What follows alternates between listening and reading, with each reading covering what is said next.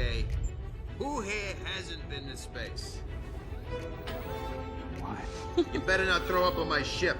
Approaching jump in 3, 2, 1. In an interview with the Marvel official site, Ryan Coogler was asked about Namor, and he said that Namor is just as strong as Thor and Hulk. All right, so Ryan Coogler came in and said introducing Namor for us was really an opportunity to introduce another politician. Okay.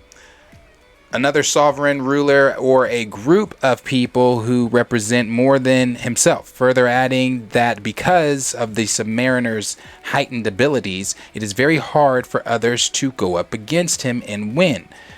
He then went on to say, so he makes a pretty formidable foe, Coogler explains. There's no equal in terms of his capabilities, being able to breathe underwater and breathe at high altitudes and walk around on land. He's incredibly strong. He's as strong as Thor, and if he's around enough water, he can be as strong as the Hulk. And that's not all the Submariner can be. One of those anti-heroes that fans would love to root for. Okay, so we know that about Namor. Namor is super, Namor is really formidable even in the comics. But my thing with this is, and I hate to always take it here. I really do. Anytime we talk about Wakanda Forever, I hate to take it here. But you're expecting me to believe that Shuri and her pew-pews are as strong as Hulk and Thor in the MCU? No. I just don't get why they're trying to make it putting Wakanda under so much distress. Like, you're losing your king. Now Namor's coming, he's stronger than the Hulk and Thor, so what he can do. So it's just I don't know why the point of view for Namor, Ryan Coogler, is to just let us know how much distress Wakanda is under. I'm gonna mute this. I'm gonna mute this because I don't want to get. I'll probably get copyright for this. So I'm gonna mute this. But what you're telling me, because we've seen Hulk in the MCU. Now I'll pause this really quick. Now we also are all aware that Hulk in the MCU has been completely nerfed down. Like, he is not. That's not Hulk. So. If that's as strong as he is, then that's as strong as that, the current Hulk in the MCU is. That's what we've got. But you're telling me that Shuri is let's fast forward to the fighting here. Shuri is stronger, or not Shuri, I'm sorry, Namor is as strong as this fight here.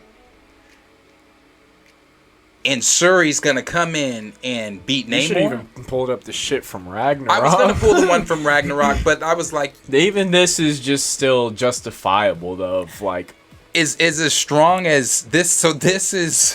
Or you should even go back to when Shuri was fighting the little Killmonger. 10-second clip of Killmonger, and maybe that's the reason she has to have maybe that's the reason there are multiple individuals in the suit. I imagine it's just gonna be a Wakanda thing. They're gonna need the Dora Milaje, 3 Black Panthers, whatever Shuri else builds.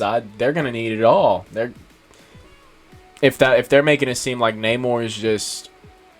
I just don't know. My thing is, do you think off bat they bring Namor in and make him just comic accurate with his power and everything? Yeah, I'm sure they do, because Coogler has said we've been thinking about Namor since 2017.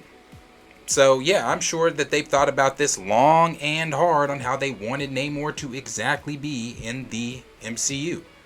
So I'm sure that he is going to be every bit of what Ryan Coogler has said. He's going to be formidable, just like that. From the clip that they said they saw at D23, I believe it was the Dora Milaje that were going against him, and he was just flicking them.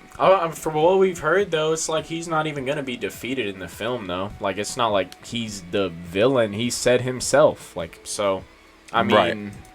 We know Shuri's not going to be it. We know realistically, none of them are probably going to beat him or anything. So I just don't see. It'll be interesting to see how powerful they make him off the rip. That's my thing. And if they show the power difference when he's close to water and when he's on land and everything like that. Oh, I'm sure. Yeah, like I said, like you said, I'm sure they will. Going to be shown. It's going to be shown for sure. This is, I mean, Coogler seems to be much more, and I don't even want to go in this direction with this, but Coogler seems to be much more of a Namor fan than a T'Challa fan. He does. By the way, he's just giving all this no, I'm gonna have to go back and see if he talks about this about like T'Challa. No, I'm in the first film. Like, I know the line he said and everything, but like I've heard a lot from Namor about Namor and Ryan. They talk about Namor like that's their kid. That was Namor. I mean, Namor was the topic of conversation at the premiere. And like understandably so. I mean, I just. And no, yeah, I'm not saying that. Not like, I'm just saying, like, even when I went to the, I had to deliver today for work, so I was all over all day, and so I went inside one of the super Targets, and back in the back with the where the toys are, it's the same, the same cardboard cutout of Shuri, Okoye, and Nakia, and I'm just like. I'm looking at the toys, bro. The advertising of the toys, like they've got all the Chadwick action figures from the first film, the one that's actually the actor, not the comic ones, but the actor one. Then they've got all this other Black Panther stuff that is like T'Challa, but there's no T'Challa. Like it's just, I'm just like, what the I really wanted to say, like, can y'all take this shit down? Like, what the fuck is going on, bro? Because it doesn't, like, and there's no Winston Duke, there was no Namor cutout or anything like that. I'm just looking at it like, and again, not anti-women either. I'm just like, where the fuck is the male representation in this film? Like, yes, it's all cool. Like, I'm happy, and I'm not being hypocritical or facetious when I say this. I'm very happy for the Hispanic community that gets to have Namor and gets to be represented. I mean, like I said, everyone who gets their shine, I'm never just sitting I'm here happy. Like, I mean, fuck that or hating on it or knocking. Tanakh made me almost cry at the SDCC when he was talking about, when he teared up. I was like, oh yeah, bro, I'm so happy for them. So I'm not saying that. I'm just saying, like, there's no male representation there. For the Hispanic little boys, they've got that male representation, but it's crazy how everything switched within like 1-2 years. Because I don't know. It, like you said, not to go too deep into it or anything, but it just doesn't make a lot of sense. No, from a lot of aspects too. It's not even just one. It's just like it doesn't make sense of the plot switch up. It doesn't make sense of how they're gonna handle Namor. I mean, we know they're going to make some bullshit-ass story up to where Namor is the anti-hero or whatever they do with him. He's not going to be the real villain. But it's too many questions for me that are going to go unanswered, in my opinion. So it's just like, I don't know. I wish I cared like I did about the first one, but I honestly don't. Yeah. But I'd care about just to get in here and like I want to talk about it. That's my. Oh, I can't wait to talk about it. See everyone's point of views and get from that, and I just want to see the film to talk about it. Yeah, I'm definitely ready to talk about it. I mean, but like I said, if Shuri's going to take down Namor and he's as strong as the Hulk and Thor, I'm gonna need they've got some convincing to do in 2 hours and 40 whatever minutes. She better have power of T'Challa. Question is always for y'all. yeah.